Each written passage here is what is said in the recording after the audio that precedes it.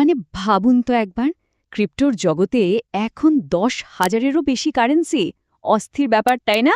কিন্তু প্রশ্ন হচ্ছে, এতগুলো কেন? শুধু বিটকয়েন দিয়েই কি কাজ চলছিল না? এই যে হাজার হাজার ক্রিপ্টো, এগুলো একটা আরেকটার থেকে আলাদা কোথায়? আর আসলে কোন সমস্যার সমাধান করছে এরা? চলুন আজকে এই রহস্যটার একদম গভীরে ঢুকে পড়া যাক।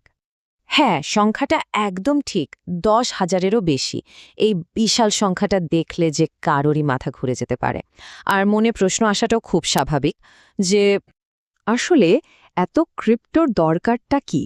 যেখানে বিটকয়েনের মতো এত শক্তিশালী একটা ক্রিপ্টো তৈরি হয়েই গিয়েছিল, তাহলে তারপর আবার এত হাজার হাজার ক্রিপ্টো বানানোর পেছনে কারণটা কি হতে পারে? বিষয়টা খুব সুন্দর একটা উদাহরণ দিয়ে বোঝা যেতে পারে। একটু ভেবে দেখুন তো, সাইকেল আবিষ্কার হওয়ার পর স্কুটার বা গাড়ির দরকার পড়ল কেন? কারণটা খুব সোজা। প্রতিটা নতুন আবিষ্কার আলাদা আলাদা ধরনের সমস্যার সমাধান করে, নতুন নতুন সুবিধা নিয়ে আসে। ক্রিপ্টোর জগৎটাও ঠিক এরকমই। প্রতিটা ক্রিপ্টো এক একটা নির্দিষ্ট উদ্দেশ্য নিয়েই তৈরি হয়েছে। পুরো ব্যাপারটা একদম গোড়া থেকে বুঝতে গেলে আমাদের সবার আগে ফিরে যেতে হবে সেই শুরুর দিকে। তো আমাদের প্রথম বিভাগ হচ্ছে বিটকয়েন আর তার সাথে জড়িয়ে থাকা বিশ্বাসের সমস্যা। সালটা ছিল 2008। সারা পৃথিবী জুড়ে চলছে এক ভয়াবহ অর্থনৈতিক সংকট। বড় বড় ব্যাংক একদম দেউলিয়া হয়ে যাচ্ছে, আর সাধারণ মানুষ দেখছে তাদের সারা জীবনের সঞ্চয় আর সুরক্ষিত নেই। ব্যাংকিং সিস্টেমের ওপর থেকে মানুষের বিশ্বাসটাই যেন উঠে গেল।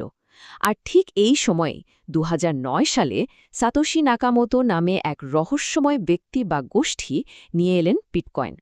এর লক্ষ্য ছিল একটাই, এমন একটা অর্থ ব্যবস্থা তৈরি করা যেখানে কোনো ব্যাংক বা সরকারের ওপর নির্ভর করতে হবে না। আর এই নতুন সিস্টেমের মূল চাবিকাঠিটা কি ছিল? সেটা হচ্ছে ডিসেন্ট্রালাইজেশন বা বিকেন্দ্রীকরণ। এর মানে কি? এর মানে হলো এই সিস্টেমের কোনো একজন মালিক নেই। কোনো একটা ব্যক্তি, কোম্পানি বা সরকার কেউই একে নিয়ন্ত্রণ করে না। ভাবুন তো, এটা সবার জন্য, গোটা পৃথিবীর মানুষের জন্য একটা মুক্ত মুদ্রা। বিটকয়েন নিঃসন্দেহে একটা বিপ্লব ছিল, এটাতে কোনো ভুল নেই। কিন্তু এটা সব সমস্যার সমাধান ছিল না, বরং এর কিছু সীমাবদ্ধতার জন্যই আবার নতুন কিছু সমস্যা তৈরি হলো। আর সেই নতুন সমস্যাগুলোর সমাধান করতেই এসে গেল হাজার হাজার নতুন ক্রিপ্টোকারেন্সি। তো চলুন দেখি আমাদের দ্বিতীয় বিভাগ, নতুন সমস্যা, নতুন সমাধান। তো প্রথম বড় সমস্যাটা কি ছিল? সেটা হচ্ছে আন্তর্জাতিক পেমেন্ট, মানে এক দেশ থেকে অন্য দেশে টাকা পাঠানো। এই কাজটা করতে গেলে শুধু যে অনেক সময় লাগত তাই নয়, কয়েক দিনও লেগে যেতে পারত, আর ফিও দিতে হতো প্রচুর। এই সমস্যাটার সমাধান হিসেবেই মার্কেটে এলো এক্সআরপি। চলুন একটা উদাহরণ দিয়ে দেখি। ধরুন, ভারতের রমেশ আমেরিকায় থাকা জনকে 1,00,000 টাকা পাঠাবে। পুরনো সিস্টেমে এটা করতে 3 দিনও লেগে যেতে পারত, আর খরচ প্রায় 1,500 টাকা। কিন্তু এক্সআরপি এখানে একটা জাদুকরি ব্রিজের মতো কাজ করে। এটা প্রথমে রমেশের টাকাকে চোখের পলকে এক্সআরপিতে বদলে ফেলে, সেটা জনের কাছে পাঠিয়ে দেয়, আর সেখানে গিয়ে সেটা আবার ডলার হয়ে যায়। আর গোটা ব্যাপারটা ঘটে যায় মাত্র 5 সেকেন্ডে, আর খরচ মাত্র 5 টাকা। অবিশ্বাস্য লাগছে, তাই না? ঠিক আছে, টাকা তো ডিজিটাল হলো, কিন্তু এর পরের প্রশ্নটা হলো, শুধুই টাকা কেন?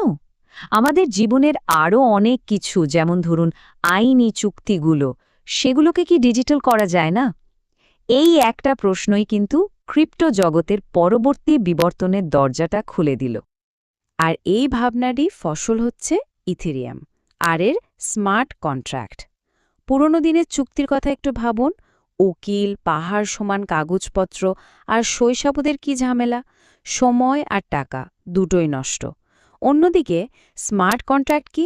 এগুলো হচ্ছে কম্পিউটার কোডে লেখা ডিজিটাল চুক্তি।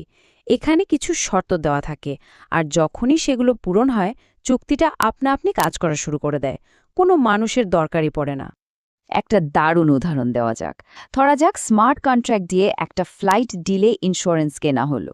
ফ্লাইটটা দেরি হলো, সিস্টেমে যে মুহূর্তে এটা কনফার্ম হবে সঙ্গে সঙ্গে ইন্স্যুরেন্সের টাকা অ্যাকাউন্টে চলে আসবে। কোনো ফর্ম পূরণ করা লাগবে না, কাউকে ফোন করতে হবে না, এক মুহূর্ত অপেক্ষা করতে হবে না। এটাই হলো স্মার্ট কন্ট্রাক্টের জাদু। কিন্তু বিটকয়েন বা ইথেরিয়াম এই ধরনের ক্রিপ্টোগুলোর একটা বিরাট সমস্যা ছিল আর আছে। এদের দামের কোনো স্থিরতা নেই। দাম রকেটের গতিতে ওপরে উঠে আবার ঠিক তেমনই নিচেও নেমে আসতে পারে। আজ যেটা ৬০ লক্ষ, কাল সেটাই হয়তো ২০ লক্ষ হয়ে গেল। তো ব্যবসা করা বা টাকা জমানোর জন্য এই যে দামের ওঠানামা, এটা একটা বিশাল বাধা। এই সমস্যাটার সমাধান হিসেবে এলো স্টেবল কয়েন, যেমন ইউএসডিটি বা ইউএসডিসি। এই ক্রিপ্টোগুলোর মূল্যটা আমেরিকান ডলারের মতো স্থির সম্পদের সাথে বেঁধে রাখা হয়, ফলে এদের দাম প্রায় সব সময় $1 কাছাকাছি থাকে।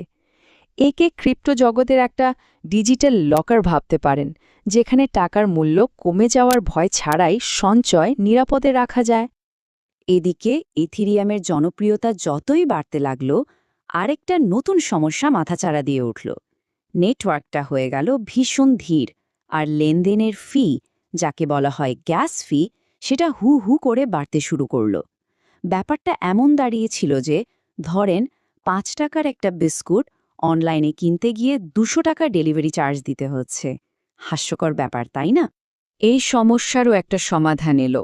সেটা হলো সোলানার মতো নতুন ব্লকচেন। সোলানাকে বলা যেতে পারে ইথিরিয়ামের বুলেট ট্রেন ভার্সন। যেখানে ইথিরিয়াম একটা স্কুটারের মতো ধীরে চলে, সেখানে সোলানা প্রতি সেকেন্ডে প্রায় ৬৫,০০০ লেনদেন করতে পারে। আর ফি, সেটা প্রায় শূন্যের কাছাকাছি। পার্থক্যটা একদম পরিষ্কার, ঠিক কিনা? এতক্ষণ আমরা যে ক্রিপ্টোগুলো নিয়ে কথা বললাম, সেগুলোর প্রতিটাই কোনো না কোনো প্রযুক্তিগত সমস্যার সমাধান করছে। কিন্তু এমনও কিছু ক্রিপ্টো আছে যেগুলোর উদ্দেশ্য এসব থেকে একদমই আলাদা। চলুন দেখি আমাদের তৃতীয় বিভাগ, হাইপ আর মস্কারার কয়েন। এদের নাম দেওয়া হয়েছে মিম কয়েন, যেমন ডজ কয়েন আর শিবা ইনু। মজার ব্যাপার হলো, এগুলো শুরুই হয়েছিল শুধুমাত্র একটা মশকরা বা মিম হিসেবে। কোনো বড় অর্থনৈতিক বা প্রযুক্তিগত সমস্যা সমাধান করার কোনো উদ্দেশ্য এদের কোনোদিনই ছিল না। তাহলে প্রশ্ন আসে, মানুষ কেন এগুলোতে বিনিয়োগ করে? এর পেছনে তো কোনো টেকনোলজি নেই, আছে শুধু সোশ্যাল মিডিয়ার হাইপ, একটা শক্তিশালী কমিউনিটি আর ফোমো, মানে ফেয়ার অফ মিসিং আউট বা পিছিয়ে পড়ার ভয়। এলন মাস্কের মতো বিখ্যাত কেউ একটা টুইট করলেই হয়তো এই কয়েনগুলোর দাম আকাশে উঠে যায়। মানে এদের মূল্যটা নির্ভর করে মানুষের আবেগ আর প্রচারণার ওপর, প্রযুক্তির ওপর নয়। তাহলে এই হাজার হাজার ক্রিপ্টোর বীরে কোনটা আসল আর কোনটা শুধুই হাইপ, সেটা বোঝা যাবে কিভাবে? চলুন শেষ বিভাগে আমরা সেই টুলকিটটা নিয়ে আলোচনা করি। আমাদের চতুর্থ বিভাগ, একটা ক্রিপ্টোর আসল মূল্য জানার উপায়। যে কোনো ক্রিপ্টোর দীর্ঘমেয়াদী সম্ভাবনা বুঝতে গেলে মোটামুটি ৪টে বিষয় দেখতে হয়। প্রথমটা হলো ইউটিলিটি বা উপযোগিতা। প্রশ্ন করতে হবে, এটা কি বাস্তব কোনো সমস্যার সমাধান করছে, যেমন এক্সআরপি আন্তর্জাতিক পেমেন্টের সমস্যা মেটাচ্ছে? দ্বিতীয়ত সাপ্লাই আর ডিমান্ড। এর সরবরাহ কি বিটকয়েনের মতো ২১ মিলিয়নের সীমাবদ্ধ? যদি সরবরাহ সীমিত হয়, তাহলে চাহিদা বাড়ার সম্ভাবনা থাকে। তৃতীয়ত টেকনোলজি। এর ব্লকচেন প্রযুক্তিটা কি সোলানার মতো দ্রুত আর কার্যকর? আর সবার শেষে মার্কেট সেন্টিমেন্ট। এর দাম কি ডজ কয়েনের মতো শুধু সোশ্যাল মিডিয়ার হাইপের ওপর নির্ভরশীল? শেষ কথা হচ্ছে যে প্রজেক্টগুলো বাস্তব সমস্যার কার্যকর সমাধান দিতে পারবে, দীর্ঘমেয়াদে শুধু তারাই টিকে থাকবে। তাই আজকের সবচেয়ে বড় প্রশ্নটা হলো, এই যে ১০,০০০-এরও বেশি ক্রিপ্টো, এর মধ্যে শেষ পর্যন্ত কোনগুলো আগামীর পৃথিবীকে বদলে দেওয়ার ক্ষমতা রাখে? হয়তো উত্তরটা সময় বলে দেবে,